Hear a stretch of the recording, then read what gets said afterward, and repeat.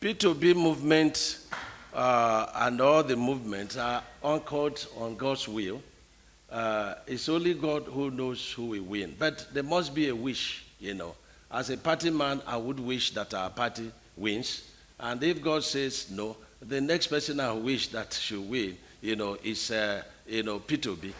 Because I believe strongly, and I will say it anyway, in this North-South, presidency.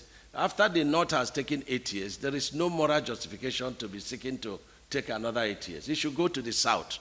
And so I support, this. And I'm not wishing P2B away.